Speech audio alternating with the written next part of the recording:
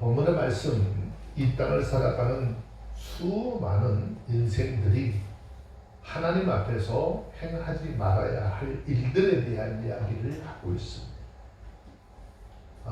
우리는 인간을, 사람을 사회적 동물이라고 하죠. 사회적 동물이라고 하는 이유는 사람이 서로의 관계를 맺으며 살아가기 때문이죠. 많은 사람들이 서로 인간관계를 맺으며 살다 보니까 때로는 자신에게 악하게 행하는 사람들과 또 손해를 끼치게 하는 사람들도 만나게 되지. 자, 그런데 일반적으로는 사람이 이런 일을 겪고 나면 그 다음에 나 자신도 피해를 입지 않으려고 때로는 해서 안 될 일들을 하게 되는 것이죠. 오늘 본문의 말씀을 통해서 우리가 정말 하나님의 사람으로서 삶을 살면서 하지 말아야 할 그런 일들에 대해서 함께 살펴보면서 우리의 마음속에 이 하나님의 뜻대로 행하고자 하는 다짐이 있어지기를 주의 이름으로 축원합니다. 아멘. 첫 번째는 이유 없이, 까닭 없이 내 이웃을 모함하지 말라라고 말씀을 하죠. 자, 잠언서 24장 28절 29절입니다. 두 절 말씀 읽습니다. 시작. 너는 까닭 없이 내 이웃을 쳐서 증인이 되지 말며 내 입술로 속이지 말지니라. 너는 그가 내게 행한 같이 나도 그에게 행하여 그 행한 대로 갚겠다 하지 말지니라. 안 됐어요? 먼저 하나님의 사람들은 어떤 일에 대해서 증인의 자리에 서게 될 때 진실해야 된다라는 것이죠. 까닭 없이, 정당한 이유 없이, 타당한 이유 없이 부당하게 이웃에게 해를 끼치는 그런 증거를 하는 것은 하나님이 보셨을 때 매우 악한 일인 것이고, 그것은 주님께서 주신 10계명 중에서 제9계명을 어기는 일이 되는 것이죠. 이것은 남의 인격을 모독하고 그 사람의 신뢰성을 손상시키고 그 사람의 명예를 더럽히고 그 사람이 하는 일을 허물어뜨리는 것이죠. 이런 행동들은요, 어떤 마음에서 나올까? 자기의 교만과 욕심과 상대를 미워하는 마음에서 나오는 행동이라고 하는 것이죠. 예수 안에서 구원받은 저와 여러분들은요, 우리는 예수 안에서 한 지체들이 되었다라는 것이죠. 지체가 되었다라고 하는 것은 모두가 다 내 몸이다라는 것이에요. 내 몸 어느 부분에 하나 귀하지 않은 것이 없는 것이죠. 자, 성경은 에베소서 4장 25절에서 이렇게 말씀합니다.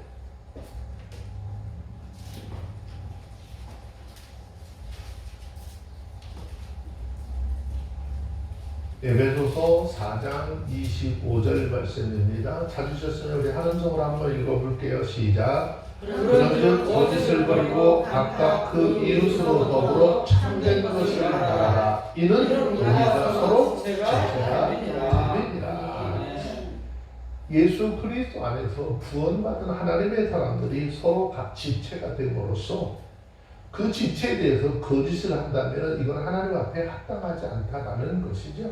그래서 그 거짓을 버리고 진실을 말해야 하는 것이고, 또 상대방에 대한 생각들을 눈에 보이는 것 이상, 필요 이상의 생각으로 생각을 하고 판단하고 말하지 말라라고 성경은 우리에게 늘 말씀하고 있죠.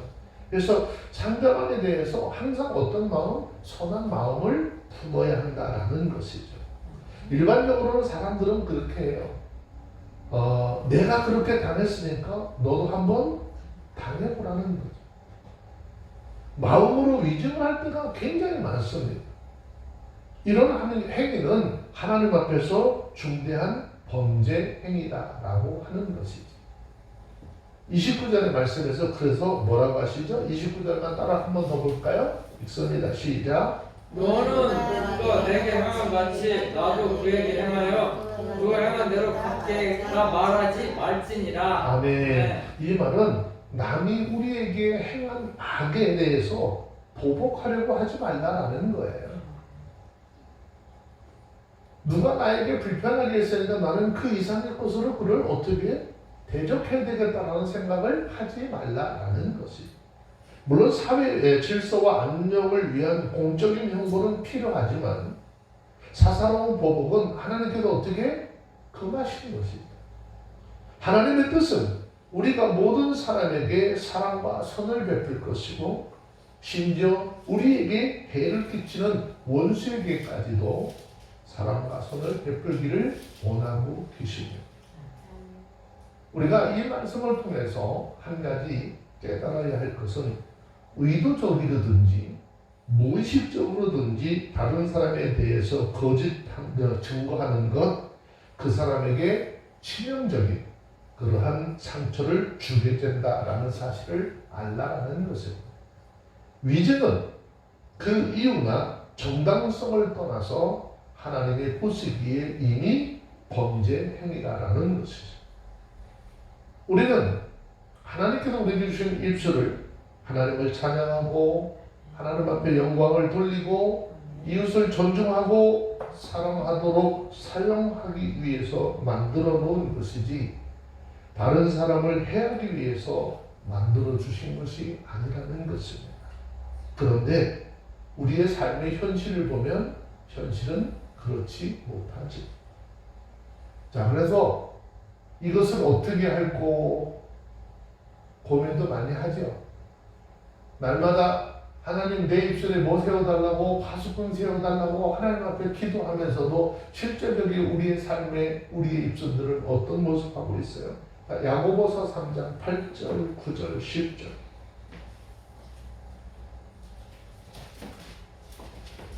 야고보서 3장 8절, 9절, 10절.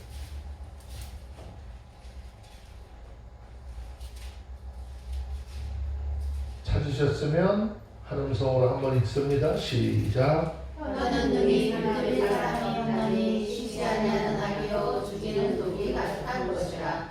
이것으로 우리가 주 아버지를 찬송하고 또 이것으로 하나님의 형상대로 받은 사랑을 전하니 하나님으로 찬송과 저주가 하는도다. 내 형제들아 이것이 마땅치 아니.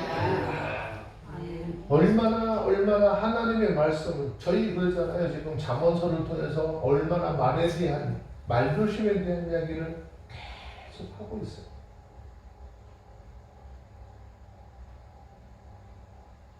이 혀는 눈이 사람의 힘으로 길들일 수 없대요.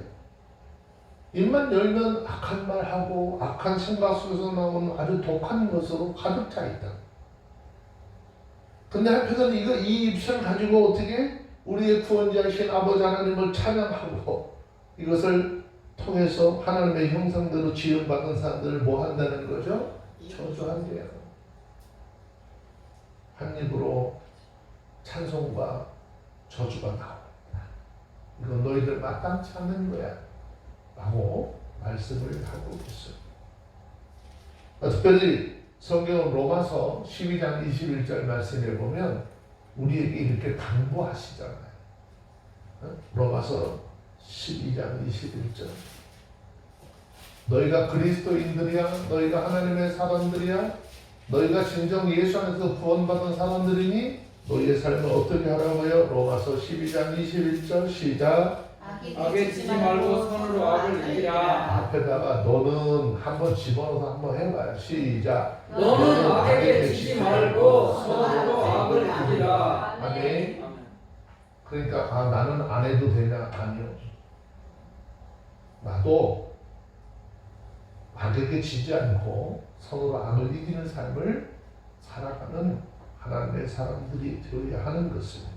우리 모두가 우리 자신을 사용하고 있는 입술의 용도가 어떠한지를 좀 살피고 우리 입에 악한 것들 다 제하여 버리시고 오히려 모든 사람을 존경하고 사랑하고 칭찬하는 그런 입술의 열매들만 나머지기를 주의 이름으로 축원합니다. 두 번째, 오늘 말씀에 굉장히 무거운 이야기예요. 하나님 앞에서 신앙적으로 게으른 삶 살지 말라라는 것이. 자, 30절, 31절, 32절 함께 읽습니다. 시작. 내가 중앙에 게으른 자의 밭과 지혜 없는 자의 포도원을 지나며 본즉 다시 덩굴이 퍼졌으며 거친 풀이 시면에 잡혔고 돌담이 무너졌기로 내가 보고 생각이 깊었고 내가 보고 핑계를 받았노라. 아멘. 자, 여기 세 절 말씀 중에서 지금 핵심이 뭘 얘기하려고 그러는 거죠? 포도원에 대한 이야기를 하려고 하는 거예요. 네? 네, 포도원에 대한 이야기를 하려고 하는 거예요. 자, 솔로몬 왕이 어느 날 나라의 안을 시찰하려고 이렇게 좀 길을 지나가요. 어느 농촌의 포도원에서 게으른 농부에 의해서 부려진 포도원을 보고 솔로몬이 지금 뭐죠? 깨우침을 얻었다는 거예요. 그 현장을 통해서 훈계를 받았다라고 하는 거예요. 자, 이것을 통해서 받은 훈계가 무엇일까? 자, 이 포도원에 대한 말씀에는요, 우리에게 주시는 굉장히 깊은 신앙적인 가르침이 있어요. 자, 이 시간에는 이 말씀 속에 감춰진 영적인 의미들, 신앙적인 의미들을 함께 살펴보시고 우리 모두가 교훈을 삼는 그런 시간이 되어주시기를 주의 이름으로 축원합니다. 자, 첫째, 성경에는 포도원이라고 하는 이름이 굉장히 많이 등장을 하죠. 근데 이 포도원은 신앙적인 의미로서 교회로 비유되는 것이죠. 자, 성경을 살펴보면 포도원이나 포도나무에 대한 비유는 신약 성경, 구약 성경에 참 많이 나오고 있습니다. 그런데 대개의 경우는요, 포도원이라고 할 땐 이스라엘 백성들이나 하나님의 교회를 상징을 하고 또 포도나무라고 할 때에는 하나님의 백성들을 비유적으로 예수님과의 관계를 설명하기 위해서 사용을 했습니다. 자, 이사야서를 잠깐 볼게요. 잠언 뒤쪽으로 넘어가서 있습니다. 이사야서 5장 1절.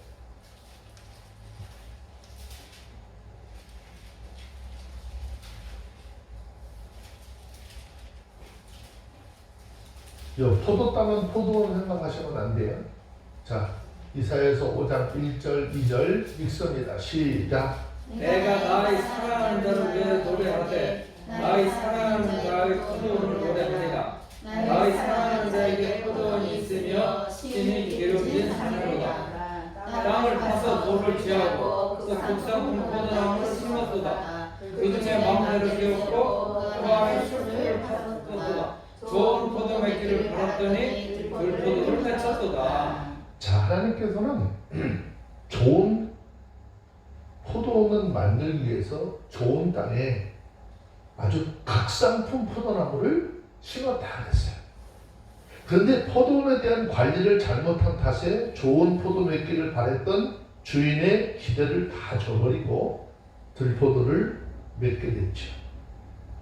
여기에 대해서 진노하신 포도원 주인의 심판 이야기가 이사야서 5장에 있는 이야기입니다. 자, 이 말씀에서 1절과 2절에서는 하나님께서 포도원을 가꾸시는 정성과 그 깊은 사랑이 얼마나 컸는지를 보여주고 있습니다. 교회는 우리 주님께서 십자가의 피로 값주고 사신 곳이기 때문에 이것은 아주 기름진 땅이고 하나님이 보셨을 때 아름다운 곳입니다. 그러므로 하나님은 포도원인 교회를 가리켜서 어떤 포도원이라고 그래요? 나의 사랑하는 포도원이라고 하십니다. 하나님은 포도원인 교회를 위하여 그 아들 예수 그리스도를 희생제물로 주셨고 하나님의 말씀을 양식으로 주셨고 수없이 많은 날 하나님의 종들을 보내셨고 그 종들을 통해서 포도원을 살피게 하고 좋은 열매 맺기를 바라셨어. 그런데 놀라운 것은 그들이 맺은 열매는 참 포도 열매인 것이 아니라 들포도 열매를 맺었다라고 하는 것입니다. 이 말씀에서 우리는 이 포도원에 대한 하나님의 계획과 하나님의 뜻이 무엇인지를 찾아볼 수 있는 것입니다. 첫째, 하나님은 교회를 지극히 사랑하셨다라고 하는 것을 말씀하고 있습니다. 그 이유는 예수님은 교회의 머리가 되시고 그분이 흘려주신 피값으로 주고 사신 성도들이 그 몸의 각 지체들이 되도록 은혜를 베푸셨기 때문입니다. 성경은 로마서 12장 5절에서 이렇게 말씀합니다. 로마서 12장 5절 보십시오. 로마서 12장 5절에서는 이와 같이 우리 많은 사람이 그리스도 안에서 한 몸이 되어 서로 지체가 되었느니라. 한번 읽어보실까요? 로마서 12장 5절 시작. 이와 같이 우리 많은 사람이 그리스도 안에서 한 몸이 되어 서로 지체가 되었느니라. 네. 그러므로 하나님은 교회에 대해서 더 하실 수 없을 정도로 더 뭔가를 베풀 수 없을 정도로 사랑하셨고 은혜로 성령으로 충만히 채워주셨다라는 것이죠. 그러면 왜 하나님은 이 포도원에 대해서 지금 실망하셨을까? 그 이유는 두말할 것이 없어요. 하나님이 원하셨고 하나님이 기대했던 모든 기대가 어긋나 버렸기 때문이죠. 하나님은 오늘날 이 시대에 이 땅에 세워진 교회들에 대해서 무엇을 원하고 있을 것이냐라고 하는 것이에요. 이사야서 5장 4절 말씀에서 그러잖아요. 내가 좋은 포도 맺기를 어떻게 기다렸거늘 들포도 맺으면 어쩌느냐라고 탄식하셨어요. 하나님은 좋은 포도 열매 맺기를 원하시는 거예요. 좋은 신앙인으로서 하나님이 원하시는 믿음의 열매를 맺고 우리 그분이 보셨을 때 정말 기뻐할 만한 하나님의 사람들이 이 땅의 교회들이 되어야 하는 것이죠. 그런데 포도원으로 비유된 이스라엘 백성들 좋은 열매를 맺지 못하고 들포도를 맺었어요. 이 땅에 예수 그리스도의 십자가 보혈의 능력을 통해서 구원받은 우리들이 하나님의 백성이라고 자처하는 우리들이 하나님이 원하시는 열매를 맺지 아니하고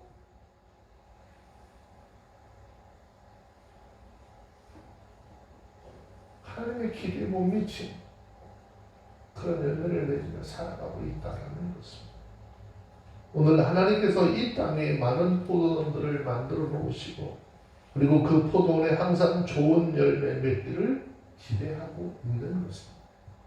그런데 오늘날 교회는 과연 하나님이 기대하는 좋은 포도를 맺고 있느냐 물으실 때 좋은 포도가 아니라 들포도를 맺고 있다는 책망을 들을 정도로 열매 없는 포도원들로 변질되어져 가고 있다라는 것입니다. 예수님께서는 누가복음 18장 8절에서 말씀하죠. 인자가 올 때 세상에서 믿음을 보겠느냐라고 말씀했습니다. 우리는 이 시대의 교회상에 대해서 요한계시록을 통해서 잘 깨달아야 합니다. 먼저 에베소 교회에 대해서 말씀하셨을 때 뭐라고 했습니까? 너희는 예수님과 내렸던 그 첫사랑을 버렸다라고 책망하고 있습니다. 이 말씀의 의미도 에베소 교회를 통해서 좋은 포도 열매 맺기를 원하셨는데 그들이 맺은 것들은 주님이 원치 않는 들포도를 맺었다라는 것입니다. 두아디라 교회는 자칭 거짓 선지자 이사벨을 용납해서 성도들을 음행하게 하였고 우상의 제물을 먹게 하였고 사대교회는 살았다라고 하는 이름은 가졌으나 실상은 죽은 교회라고 말씀하셨어요.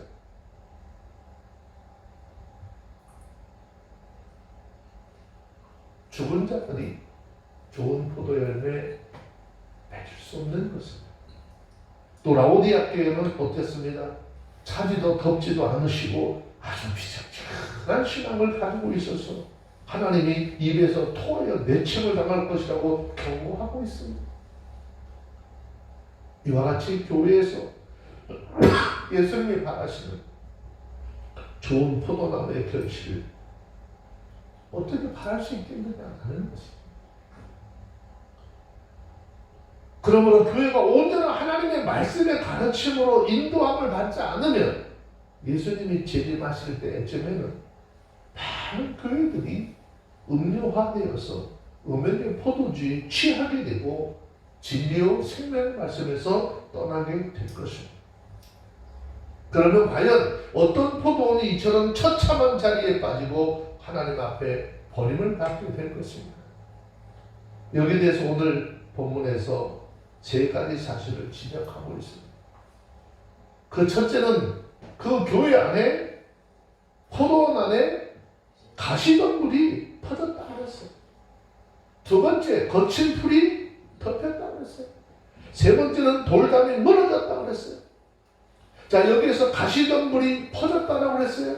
여기서 말하는 가시덤불은 무엇을 의미하는 것일까요? 왜 하나님의 교회에 가시덤불이 퍼졌을까? 참 깊이 생각해 봐야 되지 않겠습니까? 하나님은 이사야서 아까 말씀을 읽었을 때 극상품 포도나무를 심기 위해서 땅에 돌들과 개간을 다 해서 그 나무가 온전히 뿌리를 내리고 아주 편안하게 좋은 열매를 낼 수 있도록 다 털을 닦아 놓으셨잖아요. 자, 가시덤불 마태복음 13장 22절에 있는 말씀을 한번 좀 봅시다. 교회에 왜 가시덤불이 퍼졌을까? 깊이 생각해 봐야 될 문제인데 마태복음 13장 22절 하나님의 말씀이 여러분 우리 가운데 예배 시간에 여러분 심령백도 떨어지잖아요. 자, 그런데 마태복음 13장 22절 뭐라고 그랬어요? 읽습니다. 시작. 가시떨기에 뿌리였다라고 하는 것은 말씀은 드러나 세상의 염려와 죄의 유혹에 말씀이 막혀 결실치 못하는 자요. 이 말씀은 예수님께서 가시떨기에 떨어진 씨앗에 대한 비유로 말씀을 하시는 것인데 이 말씀에서 세상의 염려와 죄와 유혹으로 열매를 맺지 못하는 상태를 어떻게 가시나무에 가시떨기에 떨어진 씨앗으로 비유해서 설명하고 있잖아요. 결론적으로 세상의 염려와 죄의 유혹은요, 아무리 말씀을 듣지만 우리의 말씀이 신앙 속에 우리의 심령 속에 결실을 맺지 못하게 한다 그 말이죠. 예수님은 우리에게 말씀하시잖아요. 너희는 먹고 입고 마시는 것 염려하거나 걱정하지 말라고 하시잖아요. 무엇을 먹을까, 무엇을 마실까, 무엇을 입을까 염려하지 말라고 그래요. 그것 때문에 기도하지 말래요. 근데 우리의 생각, 우리의 기도는 날마다 지금 어디에 머무르고 있는 거죠? 거기에 머무르고 있어요. 그러니 그 삶 속에서 하나님이 원하시는 믿음의 열매 맺을 수 없다는 것이죠. 오늘 우리 주변의 모든 교회들의 형편을 살펴볼 때 점점 어떻게 말씀에서 떠난 가르침을 하고 있는 것이죠. 이것은 그리스도인들의 삶을 하나님의 말씀을 따르게 하는 것이 아니라 세속화된 생활로 인도하고 있는 것입니다. 성경은 예수님 말씀에 보면은 종말에 있을 교회에 대해서 그들의 생활이 어떻게 세속화될 것이다 라고 경고하셨습니다. 자, 마태복음 24장 37절, 38절, 39절 함께 봅시다.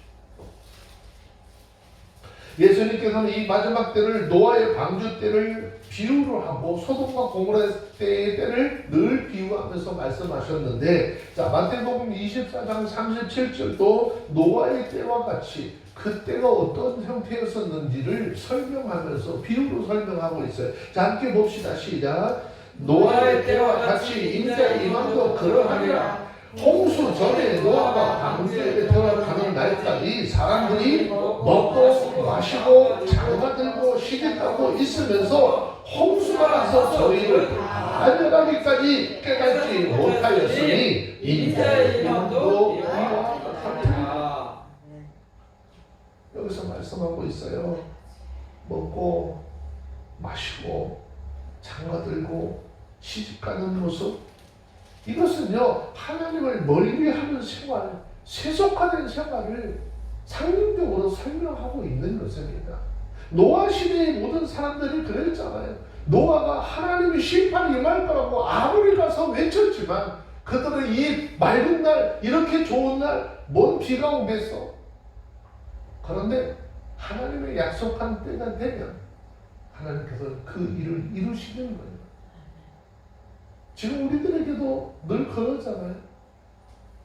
너무나도 좋은 시절, 이런 좋은 시기에 산으로 바깥으로 지금 놀러 가지 않으면 어떻게 볼 날이 없어. 우리를 계속 그렇게 이끌고 있잖아요. 여러분 오늘날 교회에서 교회 강단에서 전하는 메시지를 한번 보세요. 하나님의 나라에 대한 소망과 예수 그리스도에서 구원받은 하나님의 사람들의 말 천국에 대한 소망 선포하기보다는 세상에 속한 복망을 전하기 때문에 성도들은요 귀가 그 소리에 가려져 있어요. 그래서 올바른 하나님의 말씀과 하나님의 가르침과 심판의 경고의 말씀을 듣기 싫어하는 거예요.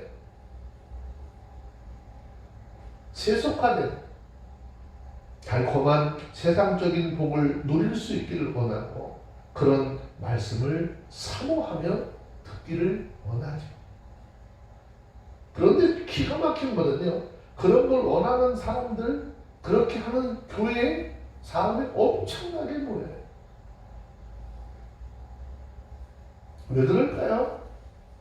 그런 소리를 듣기를 원하는 것이죠. 내 삶의 현장 속에서 그렇게 되어지지 않는다 할지라도 마음으로라도 어떻게 그런 소망과 기대를 가져보려고 하는 것입니다. 여러분 저와 여러분들이 소망과 기대를 가져야 될 것은 이 땅의 모든 삶이 마감된 후에 천국의 하나님의 나라에 들어가서 그 주님과 살 영원한 나라를 소망하며 살아가야 하는 것입니다. 이렇게 하나님의 말씀은 뒤로 하고 세상적인 재물을 얻는 방법, 예수를 통해서 어떻게 하면 하나님의 복을 얻는 방법 이런 이야기를 하니까 진리의 말씀을 들을 수 없고 하나님의 말씀과 상관이 없는 그런 세상이 되었습니다. 순수하고 순결한 포도주인 것이 아니라 물에 탄 값싼 포도주예요. 기복에 대한 기복신앙에 취한 음행의 포도주를 마시며 즐겨하는 그런 세상이 되었다라는 것입니다. 그렇기 때문에 오늘날 교회는 가시덤불이 뒤덮여 있습니다. 이 가시덤불을 제하지 아니하고는 좋은 포도나무 열매를 맺을 수 없는 것입니다. 다음에는 포도원에 거친 풀이 덮였다라고 했어요. 풀이라고 하는 것은요 양떼들이 먹는 꼴이죠. 예전에 한 번 얘기했잖아요. 소는 꼴을 먹여서 키운다. 옛날에는 지금은 살을 먹이지만 옛날에 어떻게 했어요? 꼴을 먹였잖아요. 그래서 어른들이 그랬어요. 소는 꼴을 먹였으니 몸값을 해야 돼? 꼴값을 해야 돼. 소가 꼴을 먹었으니까 그 꼴을 먹고 그 힘으로 농부가 원하는 밭을 갈고 하는 일을 해야 되는 거죠. 근데 어느 날인가 그 꼴값이라고 하는 얘기가 좀 이상한 말로 표현이 됐어요. 그죠? 성경적으로 신앙적으로 보면 그리스도인들은요 뭐를 해야 될 사람들이야? 금방 얘기하면서 또 잊어버렸어. 우리가 하나님의 말씀의 꼴을 먹는다면 그 하나님의 말씀의 꼴을 먹은 값을 해야죠. 그 복음 전하고 그 말씀 전해서 우리의 영혼의 생명자이신 그 주님을 전하고 한 영혼들을 주께로 인도할 수 있는 믿음의 역사가 나타나야 하는 것입니다. 자, 조금 아까 말씀드렸어요. 포도원에 거친 풀이 덮였다. 자, 풀은 양떼들이 먹는 꼴이잖아요. 그러면 생명의 양식을 말하는 것인데 성경은 시편 23편 우리가 너무나 다 잘 알고 있잖아요. 유명한 다윗의 고백시잖아요. 시편 23편 1절 2절의 말씀에 보면 여호와는 나의 목자시니 내가 부족함이 없으리로다. 그가 나를 푸른 초장에 누이시며 실만한 물가로 인도하시는도다. 양떼들은 언제나 목자가 이끄는 그 손길에 의해서 푸른 초장으로 인도함을 받아 정말 맛있고 정말 튼튼하게 하는 꼴을 먹어야 살아갈 수 있기 때문에 풀은 언제나 순결해야 하는 것입니다. 그 가운데 독초가 섞여 있거나 먹어서는 안 될 풀이 무성한 이 포도원에서 양떼들이 살아갈 수 있을까? 양떼들이 충분한 젖이 나올 수 있을까? 없는 거예요. 그래서 불순물이 섞이지 않은 마지막 때 불순물이 섞이지 않은 온전한 순전한 하나님의 말씀을 어떻게 사모하고 그 말씀을 먹을 수 있는 하나님의 사람들이 되라는 것이죠. 자, 베드로전서 2장 2절 말씀 한번 보세요. 베드로전서 2장 2절 이 말씀 참 여러분 정말 가슴 쳐야 할 일이에요. 이 말씀을 통해서요 우리 삶을 돌아가야 돼요.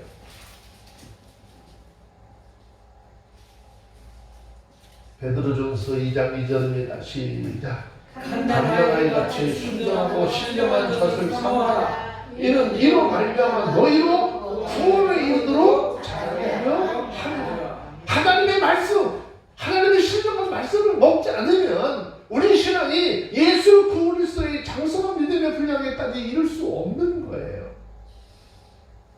어린 아이들이 태어나면 그 태아가 엄마의 품에 안겨서 그 모유를 매일같이 시간대로 먹으면서 장성하는 것처럼 그리스도인들의 신앙의 장성은요 그냥 태어지는 거 아니에요. 교회 아무리 오래 댕겼다고 해도 아무 소용이 없어요. 하나님의 말씀으로 양육받아야 하는 것이고 신령한 젖을 사모하여 그것을 먹는 자들이 신앙적으로 든든하게 세워지고 하나님이 원하시는 믿음의 삶을 살아갈 수 있는 것입니다. 저와 여러분들이요 성경의 말씀 한 절 한 절 풀어서 교제할 때마다 이런 하나님의 귀한 은혜가 저와 여러분 삶 속에 있고 우리의 영혼에 신령한 꼴이 되는 이 하나님의 말씀을 통해서 우리의 신앙이 우리의 믿음이 날마다 성장하게 주님으로 축원합니다. 마지막 돌담이 무너졌다 그랬어요. 저는 이 설교를 준비하면서 혼자서 또 많이 좀 슬퍼했어요. 돌담이 무너졌다. 여기서 말하는 돌담은요 양의 우리를 이야기하는 것입니다. 요한복음 10장에서 예수님은 양에 대해서 또 양의 우리에 대해서 아주 굉장히 의미 있는 말씀을 하시지. 자, 요한복음 10장 1절에 있는 말씀을 먼저 잠시 한번 볼게요. 요한복음 10장 1절 2절에 있는 말씀.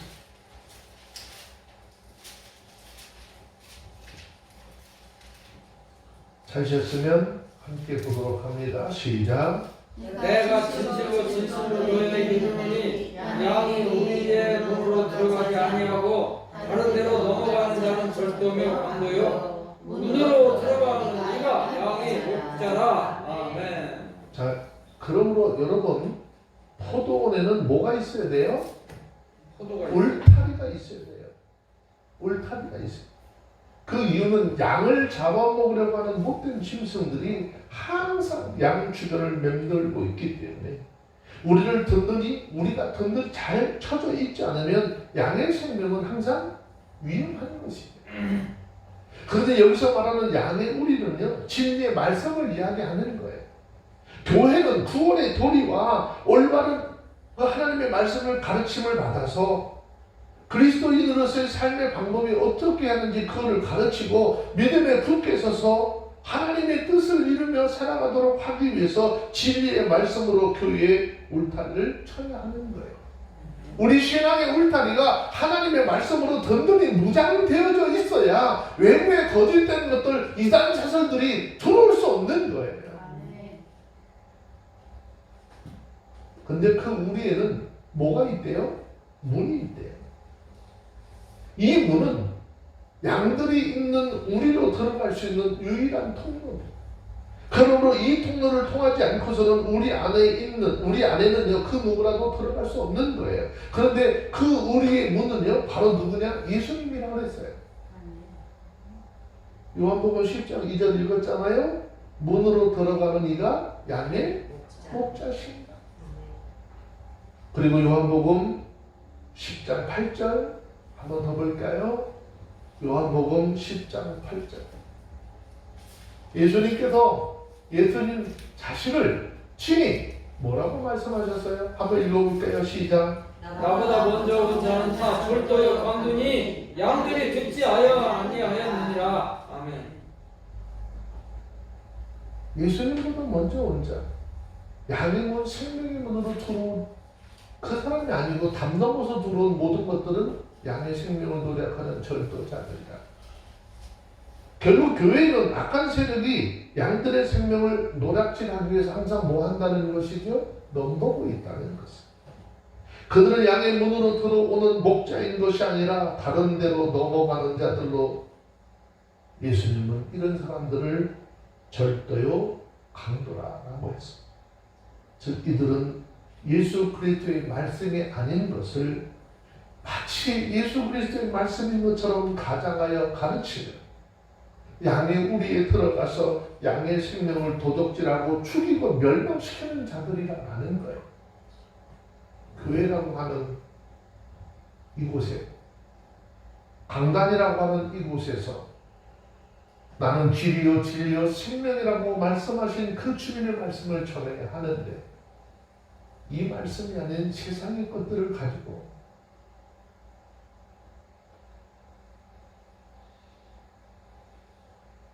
영혼을 도둑질하고 있는 그들 주님이 도적이요 강도라고 했습니다.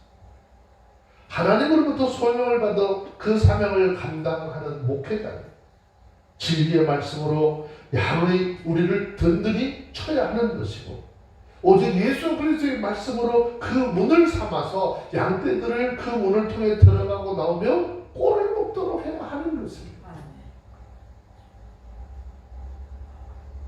근래 우리 한국교회만 보아도 많은 이단들이 아주 이상한 복음을 가지고 와서 양의 우리를 넘어오는 거죠.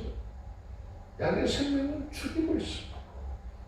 그럼 왜 오늘날 교회에 이처럼 많은 이단들이 넘나들고 많은 양무리들이 유혹해서 생명을 노략질하며 죽이는 일이 생겨날까라고 하는 것입니다. 본문에서 솔로몬을 통해서 말하기를 게으른 자의 밭과 지혜 없는 자의 포도기라 그랬습니다. 자, 이 말은 하나님의 말씀을 전하는 자가 게을러서 하나님의 말씀을 올바르게 가르치지 않고, 또 그리스도인들 성도들도 게을러서 하나님의 말씀의 가르침을 받지 않으니까 포도원이 지금 이렇게 엉망진창이 되었다라는 거예요. 성도들이 하나님의 말씀에 대해서 잘 알고 깨달으면요, 여기서 목회자가 함부로 허튼 소리 할 수 없는 거예요.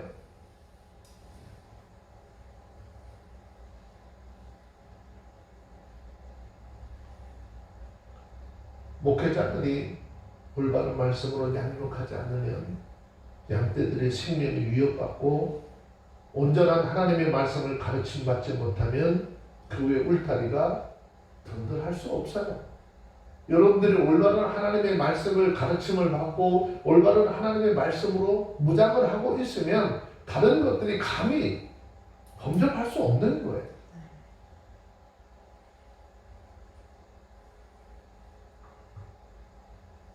하나님의 말씀을 듣지 아니하고 세속적인 것에 귀를 기울이고 그것을 따라가려고 해요. 그런 교회는 가시덤불을 날 수밖에 없고요, 거친 풀이도 없고요, 돌담은 무너질 수밖에 없는 것입니다. 우리 교회는 저와 더불어 여러분들 올바른 하나님의 말씀의 가르침을 받아서 언제나 예수님으로부터 우리에게 주어진 풍성한 영적 생명이 넘치는 삶을 살아가는 하나님의 사람들의 삶이 되어지기를 주의 이름으로 축원합니다. 우리들은 하나님의 포도원의 일꾼들이에요. 저만 포도원의 일꾼 아니라 여러분들도 하나님 그 포도원의 일꾼들이에요. 믿음의 사람들이에요. 그렇기 때문에 하나님께서 맡기신 이 포도원을 어떻게 잘 가꿔야 돼요. 거기에서 좋은 신앙의 열매를 맺어서 하나님 앞에 기쁨을 드려야 하는 것입니다. 그러나 믿음의 생활에는 마음이 없고 세상 일에만 분주해서 육신의 생활만 마음에 쓴다면 결국 우리에게 맡겨진 포도원은 지혜 없는 자의 포도원이 되어버릴 것이에요. 여러분 스스로, 여러분 개인 한 사람 한 사람이 교회인 것이에요. 여러분 개인 한 사람 한 사람이 포도원인 것이에요.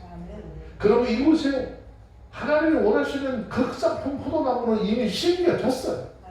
그러면 이것을 좋은 포도, 좋은 열매를 맺기 위해서 들풀과 거친 풀, 그 다음에 무너진 담들을 다시 수축을 하고 세워서 양의 문이 되신 그 예수 그리스도 생명이요 능력 되신 그 주님의 말씀 이외에는 우리 각자의 심령 속에 들어오지 못하도록 던전한 담이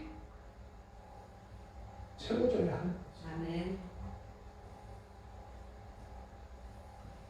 바라고 원하는 것은 우리 모두는 교회를 하나님이 기뻐하시는 만한 아름다운 포도목으로 갖고 나갈 수 있기를 주의 이름으로 축원합니다. 아멘. 그러기 위해서 가시덤불 뽑아내야 해요. 아멘. 성도와 성도들 사이에 불화하고 생각이 뜻이 하나 되지 않는 이러한 모든 것들 다 제어해야 합니다. 거친 풀 제어해야 합니다. 이거 다 제해서 우리들의 심령, 우리 이 일의 교회가 하나님이 원하시는 푸른 초당으로 만들어지고 아멘. 진리의 말씀을 수호하고 지키기 위해서 만들어진 무너진 돌담들이 다시 세워져 일으켜지는 그런 은혜가 있어지길 바랍니다. 아멘. 그러나 중요한 것 이렇게 되려면 먼저 하나님에 대한 온전한 예배가 회복되어야 합니다. 아멘. 온전한 예배가 회복이 되어야 해요. 예배 회복은요, 우리가 시간이 되었으니까 여기 와서 앉아있는 것만 되는 거 아니에요. 하나님 앞에 예배는요, 경건해야 되고, 하나님을 두려워하는 마음을 가지고. 두 번째, 기도가 회복돼야 돼요. 아멘. 세상 것 구하는 그런 기도가 아니라 내가 하나님 앞에서 온전한 신앙인으로서 세워질 수 있도록 성령의 인도함을 구하는 지난 시간에도 말씀드렸잖아요. 기도는 먼저 하나님의 긍휼을 구하는 기도가 먼저 있어야 된다. 다니엘서를 통해서 말씀드렸잖아요. 하나님의 은혜, 하나님의 긍휼하심이 먼저 예배를 통해서 우리 가운데 임하지 않으면 아무런 의미 없는 거예요. 그리고 우리의 신앙, 우리의 믿음들이 회복되어서 하나님 앞에 찬양과 감사가 어떻게 회복되어야 하는 것이.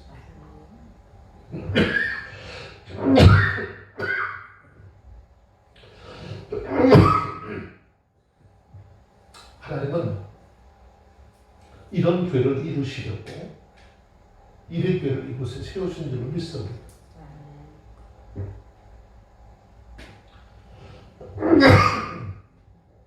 하나님께서는 이런 교회를 만들기 위해서 저와 여러분들을 이곳에 보내시고 함께 하나님의 사역을 감당하게 하신 줄 믿습니다. 우리 모두가 함께 힘을 합쳐서 하나님이 기뻐하시는 아름다운 포도, 아름다운 교회를 만들어가는 은혜 역사가 있기를 주의 이름으로 축원합니다. 기도하겠습니다. 거룩하신 하나님 감사합니다. 우리 각자의 심령들이 우리 각자의 성전들을 세우는데 게으른 농부와 같지 않도록 하시고 하나님의 말씀을 통해서 신령한 젖을 통해서 영양이 공급되게 하시고 그 공급된 영양을 통해서 온전한 하나님의 말씀을 깨달아 알게 하시고 우리의 신앙, 우리의 믿음들이 온전히 세워져서 주님께만 영광 돌리는 삶이 되게 하옵소서. 우리 구주 예수님의 이름으로 기도합니다.